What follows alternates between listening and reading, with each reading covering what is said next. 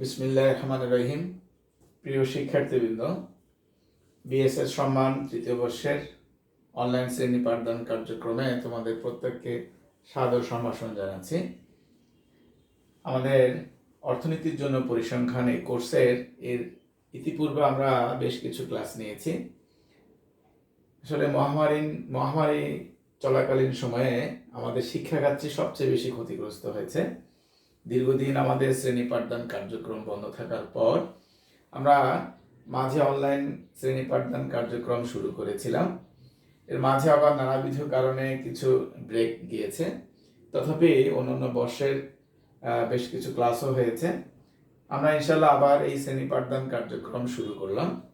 আশা করি তোমরা এই পাঠদান কার্যক্রমের মাধ্যমে কিছু ক্লাস করে নিজেরা উপকৃত হতে পারবে এবং পড়াশোনার যে ধারাবাহিকতা সেটি ইনশাল্লাহ বজায় রাখতে পারবে।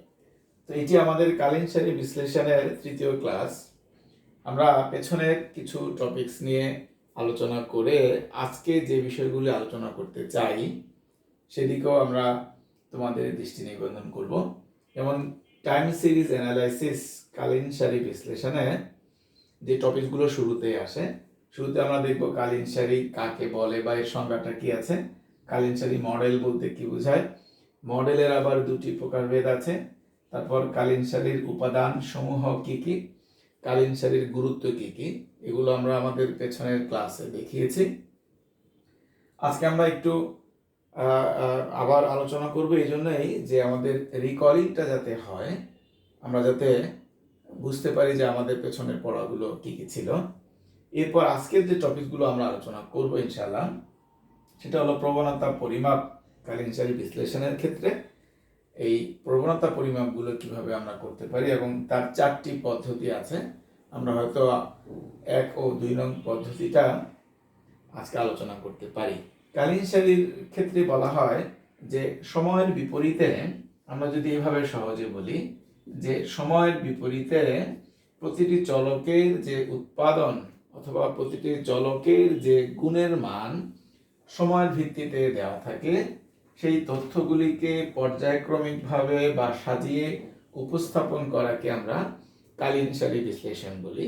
যেমন আমাদের অর্থনীতিতে সময় চলককে সবচেয়ে গুরুত্বপূর্ণ বলা হয়। Time is the best healer একটা কথা আছে, অর্থাৎ সময়কে আমরা উৎকৃষ্ট চলক বলি। এই জন্যই সময়ের প্রেক্ষিতে অর্থনীতির অন্যান্য চলকগুলির আচরণ, গুণগত বৈশিষ্ট্য ইত্যাদি নানাভাবে প্রভাবিত হতে পারে। সেই সময় চলককে বিবেচনা করে কিভাবে আমরা পরিসংখ্যানে টাইম সিরিজ অ্যানালাইসিস করতে পারি তার কিছু ব্যাখ্যা বিশ্লেষণ আমরা এখানে দেখব। যেমন আমি যদি বলি 1930-তে উৎপাদন ছিল 15, 1940-তে উৎপাদন 25, 1960-তে 35, এগুলো মূলত সময়ের বিপরীতে উৎপাদনের বিভিন্ন পরিমাণ নির্দেশ করছে। এবার যদি এই তথ্যকে আমরা লেখচিত্র উপস্থাপন করি, এখানে যদি আমরা টাইম দেখাই, এখানে যদি উৎপাদন দেখাই, তাহলে সময়ের বিপরীতে এই যে তথ্যগুলিকে রেখাচিত্র উপস্থাপন করে আমরা একটি রেখা পেলাম, এটাকে আমরা কালীন রেখা বলতে পারি। অর্থাৎ সময় ভিত্তিক তথ্যের উপস্থাপনকে মূলত আমরা কালীন সারি বিশ্লেষণ বলি। মডেলের সংজ্ঞার মধ্যে আমরা কোন বিষয়টা আনি? সুনির্দিষ্ট লক্ষ্য উদ্দেশ্যকে সামনে রেখে কিছু অর্থনৈতিক চলকের পারস্পরিক ক্রিয়া প্রতিক্রিয়ার যে উপস্থাপন, সংখ্যাগত, রেখাগত, বৈশিষ্ট্যগত, তাদেরকে এক বাক্যে আমরা মডেল বলি। বিভিন্ন অর্থনৈতিক মডেল আছে, সামষ্টিক মডেল আছে, ব্যষ্টিক মডেল আছে। ঠিক কালীন সারি মডেলের ক্ষেত্রেও আমরা কালীন সারির উপাদান সমূহকে বিবেচনা করে যখন এই উপাদানগুলির মধ্যকার সম্পর্ক পারস্পরিক সম্পর্কযুক্ত নয় বিবেচনা করে আমরা মডেল উপস্থাপন করব, তাকে আমরা বলবো যোজনশীল মডেল। এক্ষেত্রে আমরা যোগ সম্পর্কটা পাই, যেমন t=y + c + s এরকম হতে পারে, এটাকে আমরা যোজনশীল মডেল বলছি। কালীন সারির উপাদান সমূহ, কালীন সারির উপাদান সমূহ, এই শব্দটা চলে আসছে। কালীন সারির উপাদান সমূহ বলতে কি বোঝায়? যে সমস্ত গুণগুলো কালীন সারিকে প্রভাবিত করে যে সকল বৈশিষ্ট্যগুলো কালীন শাড়িকে সম্পর্কিত করে তাদেরকে কালীন শাড়ির উপাদান বলে। যেমন এখানে বলা আছে কালীন শাড়ির উপাদানের মধ্যে বলা আছে প্রবণতা। যেমন আমরা যদি এভাবে যাই, আমরা যদি এভাবে যাই যে কালীন শাড়ির প্রবণতার উপাদান সমূহ কি কি, প্রবণতাটাকে কালীন শাড়ির উপাদান বলা হচ্ছে ঋতুগত ভেদ। ঋতুগত ভেদ অর্থাৎ সময়ের ভিত্তিতে চলকের উত্থান পতন, চক্রক্রমিক ভেদ, চক্রক্রমিক ভেদ, এবং থার্ডলি বলা আছে অনিয়মিত ভেদ। এই চারটিকে আমরা কালীন শাড়ির উপাদান বলি। অর্থাৎ কালীন শাড়ির উপাদানের যে গুণগুলো আছে সেগুলো কি কি, প্রবণতা অর্থাৎ উপাত্তগুলি কিরকম টেন্ডেন্সি দেখাচ্ছে, তাদের ঋতুগত ভেদ অর্থাৎ সময়ের ভিত্তিতে উত্থান পতন, কখনো বেশি কখনো কম, মার্চ মাসে এক রকমের উৎপাদন, 3 মাস পর আরেক রকমের উৎপাদন, বা 2 মাস আগে আরেক রকমের উৎপাদন, এগুলোকে এই যে উত্থানগত প্রবণতা, উত্থানগত বিষয়টাকে আমরা ঋতুগত ভেদ বলি। চক্রক্রমিক ভেদ, অনিয়মিত ভেদ অর্থাৎ তাদের ধারাবাহিকতাটা থাকছে না। আমরা যে কালীন শাড়ি রেখা আঁকলাম, দেখা গেল সময়ের বিপরীতে, খেয়াল করো, তথ্যগুলো যে উঠানামা, এই উঠানামার মেজারমেন্টটা পরিমাপ করাকে আমরা বলবো প্রবণতা পরিমাপ। অর্থাৎ কখনো বেশি হচ্ছে কখনো কম হচ্ছে, আবার এমন হতে পারে ধারাবাহিক উঠানামা হচ্ছে, আবার অনেক হতে পারে যে হিপিংটা অনেক বেশি হচ্ছে। এই মেজারমেন্টগুলোকেই আমরা কালীন শাড়ির উপাদান বলবো। এই উপাদানগুলোর পারস্পরিক সম্পর্কের ভিত্তিতে আমরা 2 ধরনের মডেল পাই। একটাকে বলা হয় যোজনশীল মডেল, আর একটাকে বলা হয় গুণনশীল মডেল। গুণনশীল মডেলের ক্ষেত্রে আমরা চলকগুলোর মধ্যে পারস্পরিক গুণ সম্পর্ক দেখব। আমরা যখন এই অধ্যায়ের অঙ্ক করব তখন আমরা এই বিষয়গুলি পাবো যে কিভাবে যোজনশীল মডেল, কিভাবে গুণনশীল মডেলগুলো আসে। তাহলে এর মধ্যে আমাদের আলোচনা কালীন শাড়ির উপাদান সমূহ চলে আসছে। আমরা বললাম যে প্রবণতা, ঋতুগত ভেদ, চক্রক্রমিক ভেদ, অনিয়মিত ভেদ, এদেরকে আমরা কালীন শাড়ির উপাদান বলছি। থার্ডলি বলা আছে, ফোর্থলি বলা আছে কালীন শাড়ির গুরুত্ব কি, কেন আমরা কালীন শাড়ি বা টাইম সিরিজ অ্যানালাইসিস করব।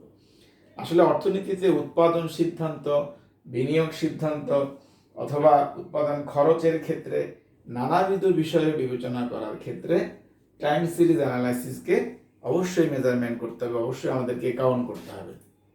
এর ভিত্তিতে আমরা দেখব সময়ের বিপরীতে চলকগুলি কিরকম আচরণ করছে, সেই আচরণের উপর ভিত্তি করে আমাদের উৎপাদন সিদ্ধান্ত নিতে হবে। আমরা প্রোডাকশন কি বৃদ্ধি করব, আমাদের উৎপাদন খরচ কমাবো, আমরা কখন আমাদের প্রোডাকশনের প্রফিট ম্যাক্সিমাইজেশনটা বাড়বে, কখন কমবে, এই যে নানাবিধ সিদ্ধান্তগুলি, এগুলি আসবে কিন্তু কালীন শাড়ি অ্যানালাইসিস থেকে। উৎপাদনকারী উৎপাদন সিদ্ধান্তে, বিনিয়োগ সিদ্ধান্তে, মুনাফা মার্জিন সিদ্ধান্তে কালীন শাড়ি বিষয়গুলোকে বিবেচনা করবে। কেন? কারণ সময়ের ভিত্তিতে তার মেজারমেন্ট, তাকে সময়ের ভিত্তিতে এই বিষয়গুলি বিবেচনা করতে হবে। যাই হোক, তাহলে আমরা কি দেখলাম, টাইম সিরিজ অ্যানালাইসিসের ক্ষেত্রে এগুলো ছিল আমাদের পেছনের আলোচনা। আমরা গত ক্লাসগুলিতে এই আলোচনাগুলো করেছিলাম। আজকে আমরা আমাদের আলোচ্য বিষয় যেটি করতে চাই, প্রবণতা পরিমাপটা আমরা বের করতে চাই। তার আগে আমরা একটু দেখব প্রবণতা কি জিনিস। যেমন আমরা বলি যে ওই ছাত্রের প্রবণতা হচ্ছে দেরি করে ক্লাসে আসা, অথবা ওর প্রবণতা হচ্ছে যে কোনো বক্তব্যকে মিথ্যাভাবে উপস্থাপন করা। তার মানে একটি চলকের কি ধরনের গুণ তার স্বাভাবিক প্রক্রিয়ায় প্রকাশিত হয়, এটি তার প্রবণতা। যেমন আমরা বলি বর্ষাকালের প্রবণতাই হচ্ছে প্রচুর বৃষ্টিপাত হবে। যদি বৃষ্টিপাত না হয়, আমরা বললাম যে বর্ষার যে প্রবণতা ছিল সেটা এবছর দেখা যায়নি। তাহলে আমরা কি পেলাম, প্রবণতা পরিমাপ হচ্ছে যে চলকের বা সময় বিপরীতে তথ্যের যে মূল বৈশিষ্ট্য, তার মূল যে গুণ, সেই গুণটি সে কতটুকু প্রকাশ করছে বা ইত্যাদি। যেমন আমরা যদি দেখাই যে সময় বিপরীতে উপাত্তের এই যে উঠানামাটা হলো, আমরা কি দেখলাম যে উঠানামা এসে আলটিমেটলি সে ডাউনওয়ার্ডের দিকে গেল, অথবা এই উঠানামাটা আস্তে আস্তে সে উপরের দিকে উঠলো। টেন্ডেন্সি, প্রবণতা রেখার বা কালীন সারি রেখার ঝোঁক বা কোন দিকে যাচ্ছে এই পরিমাপটা করাকে বলা হবে প্রবণতা পরিমাপ। যেমন আমি বললাম যে প্রথমবারে সময়ের বিপরীতে উৎপাদন, যেমন 1940 10, 1950 20, 1960 30, তাহলে আমরা কি দেখছি? আপওয়ার্ড। সময় চলকের পরিবর্তনের ফলে ফলে উৎপাদনের প্রবণতা মানটি ক্রমশ উপরের দিকে যাচ্ছে, এটাকে আমরা বলছি আপওয়ার্ড প্রবণতা। আর যদি কমতে থাকতো আমরা বলতাম ডাউনওয়ার্ড প্রবণতা। আর যদি এরকম হতো 10 20 আবার 10 আবার 20 আবার 10 আবার 20, তাহলে এটা হতো কি? পর্যায়ক্রমিক প্রবণতা, অর্থাৎ সে একবার বাড়তেছে একবার কমতেছে, আবার বাড়তেছে আবার কমতেছে। আর যদি হতো অনিয়মিত, অর্থাৎ কখন বাড়তেছে কখন কমতেছে, হঠাৎ অনেক কমে গেল আবার বেড়ে গেল আবার বেড়ে গেল, এই যে অনিয়মিত চক্রাকার আমরা পাচ্ছি। আমরা বুঝতে পারছি না যে কোন সময়টাতে উৎপাদন সিদ্ধান্তটা বেড়ে যাবে, কখন কমে যাবে। এই প্রবণতা পরিমাপটাকে আমরা প্রবণতা পরিমাপ বলছি। আজকে আমরা যে দুটি দেখবো, এটা হলো মুক্ত হস্তরেখা পদ্ধতি আর এটা হলো অর্ধগড় রেখা পদ্ধতি। আমাদের সময় যেটিতে কভার করে, মুক্ত হস্ত পদ্ধতি খুব সহজেই বলা হচ্ছে যে ফ্রি হ্যান্ড আঁকা। সহজভাবে বলা যায়, সময়ের বিপরীতে উপাত্তগুলিকে যদি আমরা সাজাই তাহলে আমরা কালীন সারি যে ধরনের মান পাবো, যেমন আমি এখানে 3টি সাল দেখিয়েছি। এই 3টি সালে আমাদের এখানে ছিল সময়, এখানে ছিল উৎপাদন। আচ্ছা, ভূমি অক্ষ লম্ব অক্ষে আমরা প্রথমে পেলাম এই একটা রেখা বিন্দু পেলাম, এই আর একটা বিন্দু পেলাম, এই আর একটা বিন্দু পেলাম। তাহলে আমরা এটাকে একটু বাড়াই দিয়া এরকম একটি কালীন সারি রেখা পেলাম, এটাকে আমরা কালীন সারি রেখা বলছি। এখন এই কালীন সারি রেখার কি প্রবণতা আমাদেরকে দেখাচ্ছে, সেটি যদি আমরা ফ্রি হ্যান্ড বা খালি হাতে আঁকতে যাই তখন সেটা হয়ে যাবে মুক্ত হস্ত রেখা পদ্ধতি। যেমন আমরা যদি একটু সরে এসে চিত্র আঁকি, এখন বলা হলো যে আমি এমন একটি রেখা টানবো যে রেখাটি এখানকার মূল তথ্যগুলিকে সে চিত্রায়িত করতে পারে।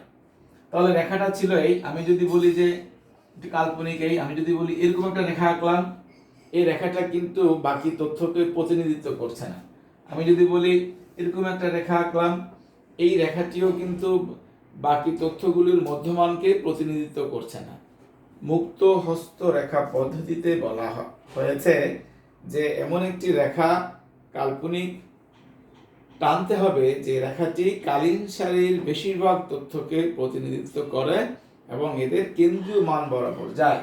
সেদিক থেকে যদি আমরা ঠিক মাঝ বরাবর এরকম একটা রেখা টানি যেটি বাকি তথ্যগুলিকে প্রতিনিধিত্ব করবে বলে আমরা বলতে পারি, তাহলে দেখো আমরা যদি এই খালি হাতে এই রেখাটা টানি যেটি এই কালীন সারি রেখার বেশিরভাগ তথ্যকে প্রতিনিধিত্ব করে অথবা এদের কেন্দ্রীয় মান গড় মান দেওয়া যেতে পারে, তখন আমরা এটাকে বলবো কালীন সারি মুক্ত হস্ত রেখা পদ্ধতিতে কালীন সারি রেখা আমরা পাবো, যেটাকে আমরা প্রবণতা রেখা বলছি। তাহলে এটার নাম যদি আমরা ওয়াইটি দিই, এটাকে আমরা উৎপাদন রেখাও বলতে পারি, অথবা কালীন সারি রেখা বলি। আর প্রবণতা রেখা হবে আমাদের এই মানটা হবে আমাদের প্রবণতা মান ওয়াই, এক্সপেক্টেড মান, আর ওয়াইটি হলো সময়ের বিপরীতে যেটা পাবো সেটাকে আমরা কালীন সারি রেখা বলছি, আর ওয়াইটাকে বলছি আমরা প্রবণতা রেখা। তাহলে আমরা কি দেখলাম যে মুক্ত হস্ত পদ্ধতিতে আমরা সময়ের বিপরীতে উপাত্তগুলিকে চিত্র উপস্থাপন করে কালীন সারি রেখার ঠিক মধ্যমান দিয়ে যায় বা বেশিরভাগ তথ্যকে উপস্থাপন করে। এই রকম মানগুলি দিয়ে ওপেন হ্যান্ডেড যে রেখাটা আমরা কাল্পনিক রেখা টানি তাকে আমরা মুক্ত হস্ত পদ্ধতিতে প্রবণতা পরিমাপ পদ্ধতি বলছি। এবার আসা যাক অর্ধগড় পদ্ধতি। অর্ধগড়ের ক্ষেত্রে একটু ব্যতিক্রম আছে, সেটা কি? অর্ধগড় পদ্ধতিতে বলা হচ্ছে আমরা কালীন সালের উপাত্তগুলিকে দুটি অংশে ভাগ করব। যেমন যদি বলা হয় 1940, 41, 42, 43, 44, 45, 3, 3, 6। আমরা এখানে 6 বছরের উপাত্ত পেলাম, 5, 10, 8, 16, 20, 18। তাহলে আমরা কি পেলাম? 1940 থেকে 1945 এই 6 বছরের আমরা উৎপাদন পেলাম। 6 বছরের মধ্যে আমরা যদি এই প্রথম 3 বছর এবং পরবর্তী 3 বছর, তাহলে প্রথম 3 বছরকে আমরা প্রথম ফেজ বলি বা প্রথম গ্রুপ বলি, দ্বিতীয় 3 বছরকে আমরা সেকেন্ড অংশে ভাগ করি। তাহলে প্রথম 3 বছরের মধ্যমান দেখো 41 সাল। তাহলে প্রথম 3 বছরের মধ্যমান আমরা যদি এই বছরের বিপরীতে উপাত্তগুলিকে সাজাই, মনে করো আমরা এরকম একটা রেখা পেলাম, এটাকে আমরা বলছি ওয়াইটি, যেটাকে বলি আমরা কালীন সারি রেখা। এখন বলছে 40 থেকে 42, যেহেতু এখানে 6টা সাল আছে, 6টা সালের জন্য আমরা প্রথম 3টা বছরকে প্রথম অর্ধ, দ্বিতীয় 3টা বছরকে দ্বিতীয় অর্ধ। তাহলে প্রথম 3 বছরের মধ্যমান হচ্ছে 41। তাহলে এই 41-এর বিপরীতে আমাদের 41-এর বিপরীতে মনে করো আমরা 1941 বললাম এখানে। তাহলে এই 3টার গড় কত? তাহলে আমাদের প্রথম অর্ধগড় সমান 5 যোগ 10 যোগ 8 ভাগ 3, 23, 23 ভাগ 3, 321, 7.23, তাহলে 7.7 হবে আর কি, 7.7 প্রথম অর্ধগড়। তাহলে 41 সালের বিপরীতে প্রথম অর্ধগড়ের মান 7.7। এখানকার যে লম্ব অক্ষে যে উৎপাদন দেখিয়েছে, আমরা মনে করো 7.7 আমরা এই বিন্দুটা পেলাম। দ্বিতীয় অর্ধ আমাদের 44, তাহলে দ্বিতীয় অর্ধগড় হবে বাকি 3টার যোগফল, 16 যোগ 20 যোগ 18 ভাগ 3। 3 কেন আসছে? যেহেতু 3টা সাল, যদি 4টা সাল হতো 4 দিয়ে ভাগ হতো, যদি 5টা সাল হতো 5 দিয়ে ভাগ হতো। তাহলে আমরা এটার গড় কত পেলাম? এখানে কত হলো? 16, 20 আর হলো 18, 14, যদি 4 1 54, তাহলে 54 ভাগ 3, 3 18 54 না 18। তাহলে আমরা কি পেলাম? দ্বিতীয় অর্ধগড় হচ্ছে 44 সাল। তাহলে 1944 সালের বিপরীতে আমরা অর্ধগড় পেলাম 18। মনে করো আমরা এই বিন্দুটা পেলাম।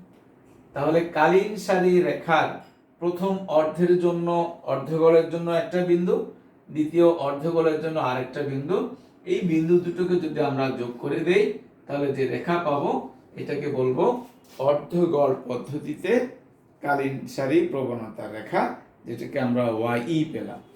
তাহলে অর্ধগড় পদ্ধতিতে সময়ের বিপরীত উপাত্তগুলিকে দুটি অংশে আমরা ভাগ করে নেই। প্রথম অর্ধের জন্য একটা গড়, দ্বিতীয় অর্ধের জন্য একটা গড়। একটা বিষয় লক্ষণীয়, এখানে 6টি সাল আছে, যদি 7টি সাল হতো, যেমন আমরা আরেকটি সাল বাড়িয়ে দিয়েছি 7টি, 1 2 3 4 5 6 7 বেজোড়।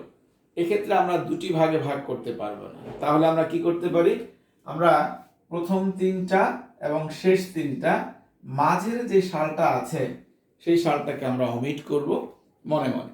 তাহলে দেখো, বেজোড় হলে প্রথম পুরো অংশের মধ্যমান যেটা, সেটাকে বাদ দিয়া উপরের একটা অংশ, নিচের আর একটা অংশ। ফলে এখানে 7টা হওয়ার কারণে প্রথম 3টা এবং শেষ 3টা, মাঝেরটাকে আমরা বাদ দিলে আগের সিস্টেমে প্রথম 3টার জন্য প্রথম অর্ধগড় এবং শেষ 3টার জন্য দ্বিতীয় অর্ধগড়, এই গড়ের মানগুলিকে গড় সালের বিপরীতে উপস্থাপন করে প্রাপ্ত বিন্দু দুটি আমরা যোগ করে দেব। আসলে এই যে আমরা কিছুটা আলোচনা করার চেষ্টা করেছি, তোমরা তোমাদের পাঠ্য বই থেকে দেখে পড়ে আবার আমাদের যে ভিডিওটি থাকবে সেখানে তোমরা কমেন্টস করতে পারবা যে আমাদের কোনো প্রশ্ন আছে কিনা বা জিজ্ঞাসা আছে কিনা। ফলে কি হবে, কোনো তথ্যের ঘাটতি থাকলে সেটি আবার আমাদের কাছ থেকে জেনে নেওয়ার সুযোগ থাকলো।